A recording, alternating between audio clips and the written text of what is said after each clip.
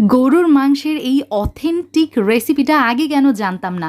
এতটাই মজার টেস্ট, মুখে দিলেই গলে যাচ্ছে এরকম অবস্থা, স্বাদে গন্ধে অতুলনীয়। আচ্ছা, আজকে আমি আপনাদের সঙ্গে শেয়ার করতে যাচ্ছি গরুর মাংসের চাপ, যেটা কম বেশি সবাই পছন্দ করেন। আর বাসায় তো এখন গরুর মাংস সবারই আছে, সো এই রেসিপিটা কিন্তু ট্রাই করতে পারেন। একদম সহজ রেসিপি এবং ঘরোয়া মশলায় অথেন্টিক টেস্ট নিয়ে আসবে। এখানে আমি কতগুলো মশলা নিয়েছি দেখতে পাচ্ছেন। পেঁয়াজ ছোট ছোট কিউব করে কেটে নিয়ে এই মশলা আমি ব্লেন্ডারে ব্লেন্ড করছি। সামান্য কিছু পানি যদি লাগে সেক্ষেত্রে অ্যাড করতে পারেন। এখানে হাফ কেজির বেশি আছে গরুর মাংস, প্রায় 600-700 গ্রাম হবে।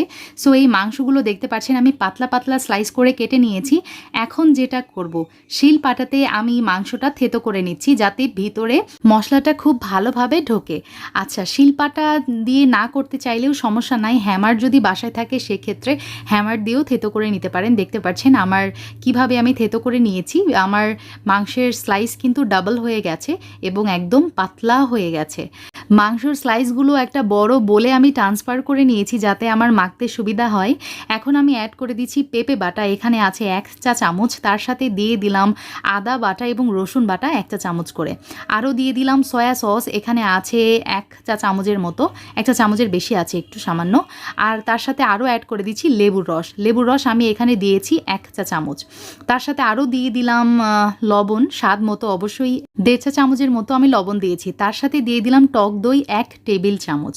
এখন ওই যে আমি মশলাগুলো একসাথে ব্লেন্ড করে রেখেছিলাম, সেই মশলাগুলো এখন আমি এই মাংসে অ্যাড করে দিচ্ছি। সবগুলো মশলা চেঁচে মুছে একদম দিয়ে দিয়েছি যাতে আমার কোনোটা মশলাই যেন ওয়েস্ট না হয়। যাই হোক, এখন এই মশলার সাথে মাংসটা খুব ভালোভাবে মেখে রাখবো। একদম মানে খুবই ভালোভাবে মাখতে হবে যাতে সবগুলো মাংসের গায়ে মশলাটা খুব ভালোভাবে ঢোকে। আর এইভাবে আমি মাংসটা ম্যারিনেট করে রাখবো প্রায় 2 ঘন্টা। সো ফিরছি 2 ঘন্টা পর। 2 ঘন্টা পর মাংস থেকে যদি সামান্য পানি বের হয় তাহলে ভয় পাবার কিছুই নেই। এটা মাংসর পানি, এটা এমনিতেই শুকে যাবে আমরা সেকেন্ড ম্যারিনেট যখন করব। এই ম্যারিনেটটা কিন্তু খুবই ইম্পর্টেন্ট ভিউয়ার্স, অবশ্যই এই স্টেপটা ফলো করবেন। আমি জিরার গুঁড়া দিয়েছি 1 চা চামচ, ভাজা জিরার গুঁড়া অবশ্যই ইউজ করবেন।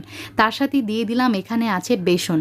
বেসন আমি ফার্স্টে ইউজ করেছি 2 টেবিল চামচ। 2 টেবিল চামচ ইউজ করার পরে আমার কাছে একটু কম মনে হয়েছে, সেই জন্য আবারও 2 টেবিল চামচ আমি এখানে অ্যাড করেছি। মানে প্রত্যেকটা মাংসের গায়ে খুব ভালোভাবে এই কোটিংটা লাগতে হবে, তা না হলে কিন্তু এটার পারফেক্ট টেস্ট যেটা সেটা কিন্তু মিসিং থাকবে, এটা কিন্তু আসবে না। মাংসটা খুব ভালোভাবে আমার মেখে নেওয়া হয়ে গেছে। হোটেলেও কিন্তু এই পদ্ধতিটাই অ্যাপ্লাই করে, আপনারা এটা বাসায় অ্যাপ্লাই করে দেখবেন, you will not regret anymore. যাই হোক, আমি এখন গরম তেলে একে একে বিফ চাপগুলো ছেড়ে দিচ্ছি এবং গোল্ডেন ব্রাউন করে ভেজে নিব। এত সুন্দর একটা স্মেল বেরিয়েছে, মানে এত সুন্দর, একদম মনে হচ্ছে ওই যে হোটেলের যেই চাপগুলো আছে না, একদম সেই রকম। আলহামদুলিল্লাহ, আমার চাপ কিন্তু একদম রেডি। আপনারা চাইলে এটা লুচির সাথে সার্ভ করতে পারেন, খেতে কিন্তু অসম্ভব মজা লাগে। আর সাথে রায়তা থাকলে তো কোনো কথাই নেই। যাই হোক, আমি সবগুলো চাপ এভাবে ভেজে নিয়েছি উল্টিয়ে পাল্টিয়ে গোল্ডেন ব্রাউন করে। এই চাপটা যে অনেক সময় ধরে ভাজতে হবে এমনটা কিন্তু না, একদম অল্প সময়েই চাপ একদম রেডি হয়ে যায়, কারণ আমরা ম্যারিনেট করে রেখেছিলাম, পেঁপে বাটা দিয়েছি, তারপরে আবার ছিল টক দই, সো বুঝতেই পারছেন। যাই হোক, দেখতেই পাচ্ছেন আলহামদুলিল্লাহ আমাদের চাপটা কতটাই পারফেক্ট হয়েছে এবং কতটা juicy. If you like my today's recipe then please give me a thumbs up and follow my FB page and subscribe my YouTube channel. আল্লাহ হাফেজ, আসসালামু আলাইকুম।